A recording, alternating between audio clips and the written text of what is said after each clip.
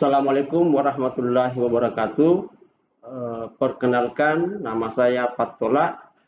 Saya salah satu dosen tetap pada Prodi 1 Ilmu Keperawatan di Stikes Marendeng Majene.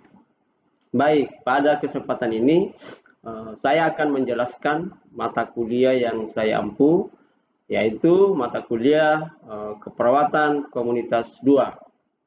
Di mana mata kuliah ini merupakan mata kuliah wajib dengan bobot SKS 3 SKS, 2 diantaranya merupakan tatap muka dan 1 SKS praktikum yang diajarkan pada semester genap.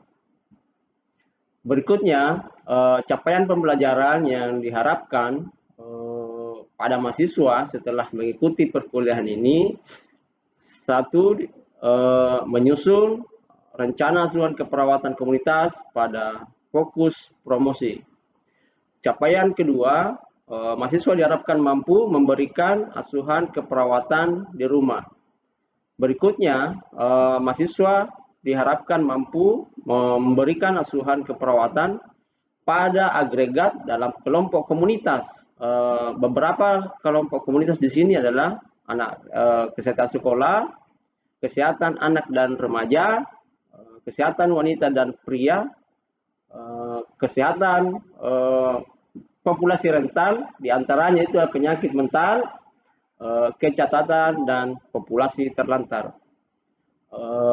Capaian berikutnya, mahasiswa diharapkan mampu memberikan asuhan keperawatan pada agregat komunitas dalam masalah kesehatan, penyakit infeksi, penyakit kronik, dan yang terakhir, capaian yang diharapkan kepada mahasiswa yaitu mampu memberikan asuhan keperawatan dengan mengembangkan terapi komplementer.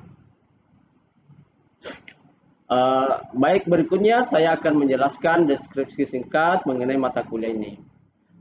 Mata kuliah ini merupakan mata kuliah wajib, fokus pada membahas tentang asuhan keperawatan komunitas dan pembahasan yang terkait isu dan kecenderungan masalah kesehatan komunitas dalam konteks pelayanan kesehatan utama dengan penekanan pada peningkatan kesehatan, pencegahan penyakit, dan pemeliharaan kesehatan.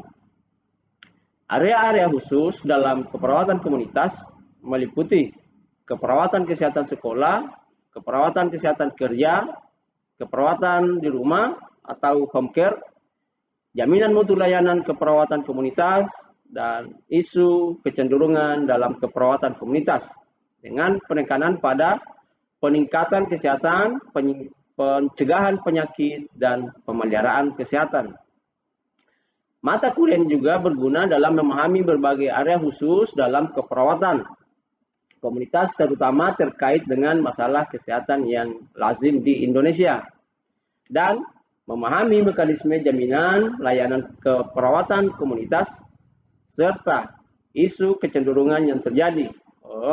Pengalaman belajar meliputi lecture atau diskusi yang biasa kita gunakan adalah SGD, Small Group Diskusi, Project Based Learning, dan pembahasan kasus-kasus dan praktikum. Materi pembelajaran yang saya gunakan dalam menyampaikan materi-materi pada mata kuliah ini yaitu review konsep promosi kesehatan, program promosi kesehatan, konsep keperawatan di rumah, program keperawatan di rumah, konsep keperawatan kesehatan sekolah, asuhan keperawatan kesehatan sekolah, program usaha kesehatan sekolah, asuhan keperawatan agregat dalam komunitas, kelompok kesehatan anak dan remaja, kesehatan wanita dan pria, kesehatan lansia, populasi rentan yaitu penyakit mental, kecacatan, dan penyakit populasi terlantar. Berikutnya, materi pelajaran yang saya gunakan adalah asuhan keperawatan komunitas dengan masalah kesehatan populasi penyakit infeksi, penyakit kronik, serta terapi komplementer. Baik, selanjutnya saya akan menjelaskan tentang metode pelajaran yang saya gunakan. Yang pertama, metode ceramah. beberapa pokok bahasan yang di awal saya akan menyampaikan materi menggunakan metode ceramah. Saya menggunakan materi PPT dengan harapan mahasiswa mendapatkan gambaran luas tentang pokok bahasan. Metode kedua yaitu metode SGD atau Small Group Discussion. Pokok bahasan yang biasanya memiliki beberapa sub-sub bahasan, saya akan jadikan topik atau tema diskusi. Saya berikan kepada mahasiswa nanti pemilihan metode grup diskusi ini dengan harapan mahasiswa lebih aktif, lebih kreatif, dan dapat berpikir kritis. Metode ketiga yang saya gunakan adalah Project Based Learning. Beberapa pokok bahasan saya gunakan metode PBL dengan memberikan mahasiswa materi kasus sebagai tugas untuk dijadikan atau dikerjakan di luar kelas. Berikutnya pemberian tugas dan penilaian dalam mata kuliah saya. Untuk tugas saya menggunakan sistem paperless, yaitu menggunakan aplikasi Google Classroom. Jadi aplikasi ini saya gunakan sebagai penunjang dalam mata kuliah saya. Dengan aplikasi Google Classroom, mahasiswa dapat dengan mudah mengetahui atau membaca petunjuk-petunjuk tugas dan termasuk dalam penyerahan atau masukan tugas. Penilaian, saya gunakan 4 komponen penilaian. Yang pertama, tugas dengan bobot 20%, UTS 20%, UAS 30%, dan praktikum 30%. Itulah penjelasan mengenai mata kuliah yang saya bawakan, yaitu mata kuliah keperawatan komunitas 2. Berikutnya, kita akan melihat contoh pembelajaran yang saya lakukan di kelas. Terima kasih. Baik, Assalamualaikum warahmatullahi wabarakatuh. Waalaikumsalam warahmatullahi wabarakatuh. Selamat siang ya. Bagaimana kabarnya hari ini, adik-adik? Baik. Untuk mata kuliah kita keperawatan komunitas 2, kita sudah memasuki pertemuan keempat ya. Ya, Pak. Bisa saya minta tolong pinjam sebelumnya ya, ada sebelumnya. Oke, kita sekarang berada di pertemuan keempat dengan pokok bahasan kita pada hari ini adalah asuhan keperawatan pada agregat dalam komunitas kesehatan remaja. Dimana sebelumnya sebelum saya membahas mata kuliah pokok bahasan kita hari ini, saya ingin mereview sedikit pokok bahasan yang kita bahas pertemuan sebelumnya, dimana yaitu membahas tentang kesehatan anak. Oke, saya ingin bertanya tingkat perkembangan motorik anak di usia 5 tahun. Ada yang bisa jawab atau ada yang masih ingat ya jawabannya? Saya, Pak. Oke, silakan. Perkembangan motorik anak usia 5 tahun itu, yang pertama, dia mampu melompat dan menari. Yang kedua, mampu menggambar orang yang terdiri dari kepala, badan, lengan, dan juga kaki. Yang ketiga, dia dapat menghitung jumlah-jumlah jarinya. Yang keempat, dia mampu mendengar dan mengulang hal-hal penting dan mampu bercerita. Yang kelima, dia mempunyai minat terhadap kata-kata baru beserta artinya. Dan yang terakhir, memprotes bila dilarang apa yang menjadi keinginannya dan mampu membedakan benda yang besar dan yang kecil. Oke, saya kira sangat jelas ya disebutkan temannya tingkat perkembangan anak di usia 5 tahun ya. Baik, berikutnya kita tahu ada tahap perkembangan setelah usia anak adalah perkembangan remaja. Namun sebelum masuk ke fase remaja itu ada perkembangan anak di usia 10 sampai 12 tahun. Ada yang bisa menyebutkan? 3 saja. 3 ya, silakan. Yaitu Pak, perubahan sifat berkaitan dengan berubahnya postur tubuh yang berhubungan dengan pubertas mulai tampak. Kedua, mampu melakukan aktivitas rumah tangga seperti mencuci, menjemur pakaian, dan lain-lain. Dan yang ketiga, Pak, adanya keinginan anak untuk menyenangkan dan membantu orang lain.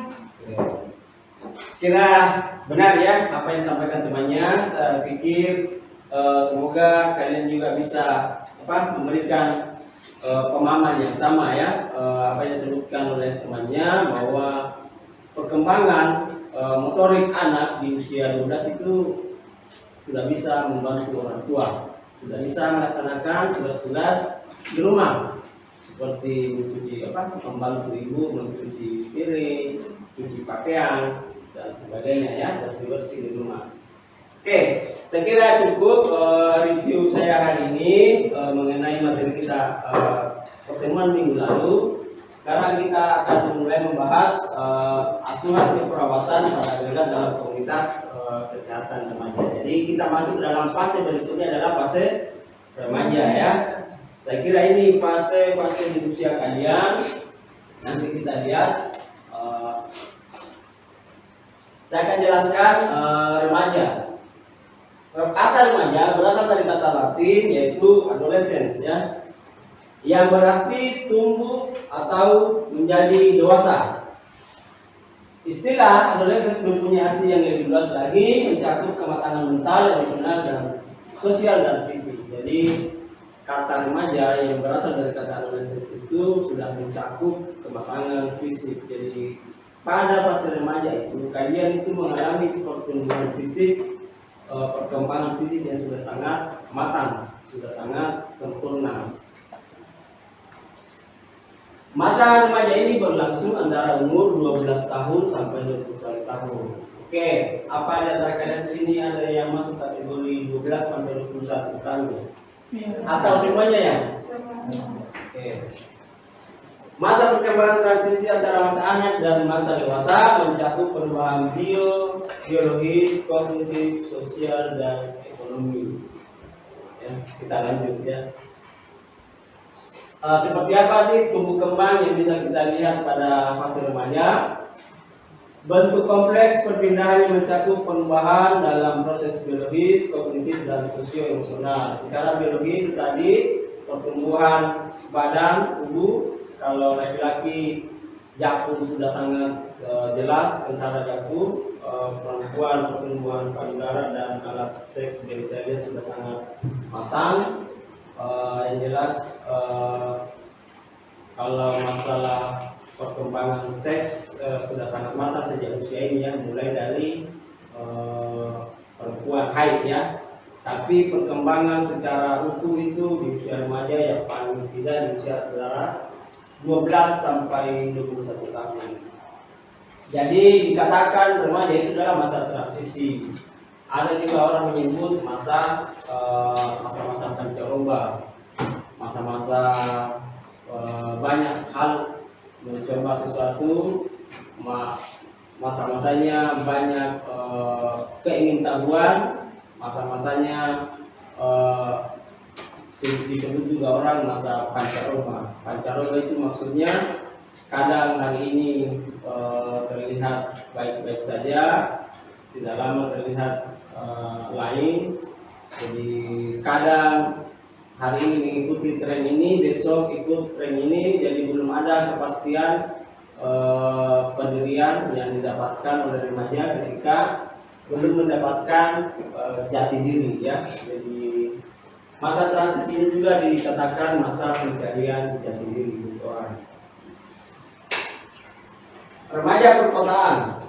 Di sini ada perspektif proses penyesuaian berbeda, katanya ya.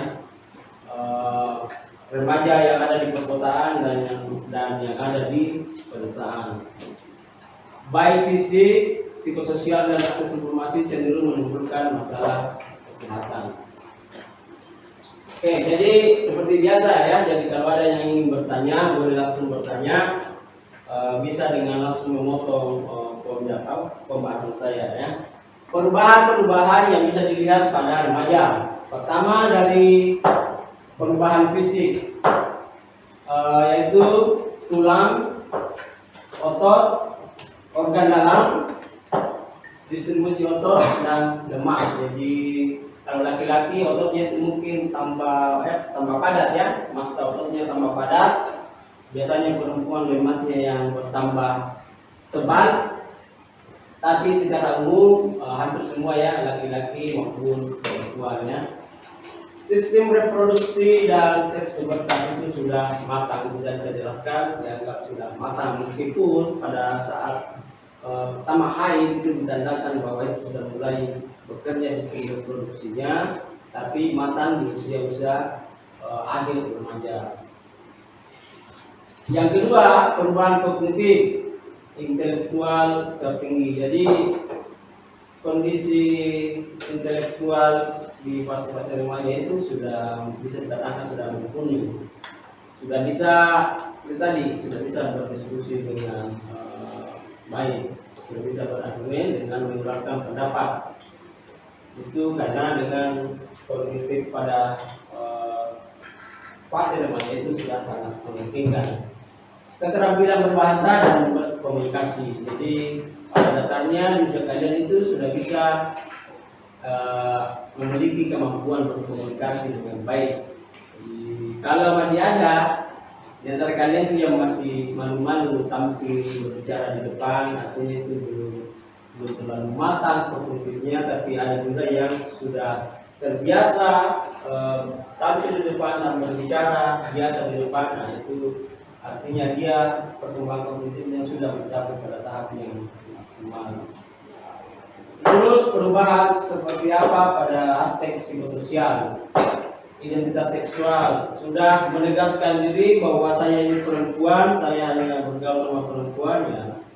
Laki-laki memilih komunitasnya dengan komunitas laki-laki juga, biasanya cenderung memilih ya sesuai passionnya juga. Kalau misalnya ada ketertarikan dengan komunitas motor, laki-laki biasanya memilih itu. Perempuan biasanya mungkin kalau kalau perempuan itu komunitas sekarang paling dua ini ya, arisan perempuan pasti. Sama ini komunitas jual make up itu kan? Iya Pak. Nah itu biasanya perempuan lebih condong ke situ ya. Jadi akan lebih tegas di situ bahwa sudah sangat mulai memperhatikan, kalau perempuan sudah sangat mulai memperhatikan tentang merias diri atau penampilan diri, ya. Keluarga, moral, identitas dan kesehatan. Jadi semua itu sudah menjadi sangat privat bagi usia remaja ya. Tahapan perkembangan, pertumbuhan mencapai puncak dan matang fisik. Saya tadi sudah penjelasan yang sama ya. Kognisi mampu berpikir abstrak, psikososial, idealistik. Jadi pada tahap remaja itu sudah bisa memberikan idealismenya. Itu tadi sudah bisa memberikan pandangan, memberikan pendapat sesuai idealismenya. Contoh misalnya bahwa ketika membahas tentang penyakit pada perempuan, mungkin ada idealisme di situ. Misalnya bahwa kanker payudara, katanya ya kalau tidak mau kena kanker payudara perempuan itu cepat menikah. Kalau tidak mau kena kanker serviks sebagai perempuan, jangan cepat-cepat menikah. Jadi Anda bisa memilih idealisme Anda di situ bahwa ya dengan alasan apa mau memilih cepat menikah atau cepat berkeluarga atau tidak. Tinggal Anda memilih mau kanker serviks atau kanker payudara. Ya. Itu bukan pilihan ya. Tapi akan ada idealisme dari perempuan itu untuk bisa ya saya menikah ya. Karena bukan karena penyakit ini, tapi karena memang sudah menunjukkan misalnya umur sudah cukup, ada yang melamar, gitu kan. Hubungan dengan orang tua, kemandirian. Jadi pada fase remaja memang sudah bisa hidup mandiri, terbukti kalian masih di tahap remaja, tapi sudah ada yang mandiri mungkin tinggal kos-kosan ya. Kuliah di Kota Majene mungkin meninggalkan orang tua di kampung halaman sana, kan? Persahabatan, ketertarikan dengan hubungan lawan jenis. Jadi remaja sudah mulai ada ketertarikan dengan lawan jenis, sudah mulai ada rasa-rasa bergetar kalau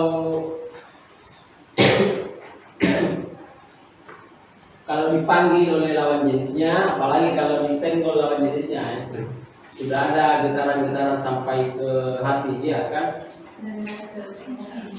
Dari mata turun ke hati. Biasanya itu dari mata langsung turun ke perut dulu. Ya, karena ditraktir bakso dulu. Belum ke hati kan? Nanti kalau sudah ditraktir ini itu ya baru. Ya, begitu ya. Ke hati atau ke perut dulu? Jangan langsung ke hati. Salah sedikit jadi penyakit. Kalau ke perut, hal itu juga bisa keluar. Ya. Jadi pada masa remaja itu sudah ada, sudah bisa kecenderungan untuk memiliki satu persahabatan, minimal teman curhat. Ini juga penting, mungkin ada yang tidak menyadari pentingnya ada teman curhat. Karena ketika ada masalah kita bisa dengan mudah menyalurkan, menceritakan permasalahan itu ketimbang kita menyimpan sendiri, karena itu adalah penyakit. Ketika ada permasalahan yang kita simpan sendiri, kita pendam, kita tidak ceritakan, itu biasanya lebih berbahaya. Makanya menjadi penting kita itu, kalian itu di fase remaja itu memiliki teman curhat, sahabat dekat, termasuk mungkin teman kosnya atau ini ya. Jadi itu mestinya sudah sudah terjadi pada remaja. Seksualitas, evaluasi diri, komitmen dan lawan jenis, psikologis, katanya itu menurut remaja itu fluktuatif. Jadi kadang hari ini mood, besok sampai turun lagi, atau mungkin pada hari yang sama pagi-pagi datang kerja mood, tapi karena ada sesuatu hal atau si doinya datang juga, kalau ternyata langsung gitu kan, atau sebaliknya ya. Jadi memang pada masa remaja itu dikatakan yang dia ya. Ada yang gampang-gampangan, ada yang susah-susahan kan. Ada yang gampang-gampang diajak, ada juga yang tidak. Ada yang mudah diajak bercanda, ada juga yang tidak bisa diajak bercanda, ya. Emosinya kadang lebih konstan. Ya. Ada pertanyaannya? Oke, silakan. Siapa yang hadir nih ya, silakan. Oke, apa pertanyaannya? Kenapa pada masa-masa remaja lebih banyak menimbulkan masalah? Kenapa pada masa-masa remaja itu lebih banyak menimbulkan masalah? Mungkin tepatnya masalah ini ya, lebih bersiko pada masalah kesehatan ya. Oke, ada yang bisa bantu jawab dulu ya sebelum saya menjawab? Siapa? Oke, silakan bantu dulu saya menjawab.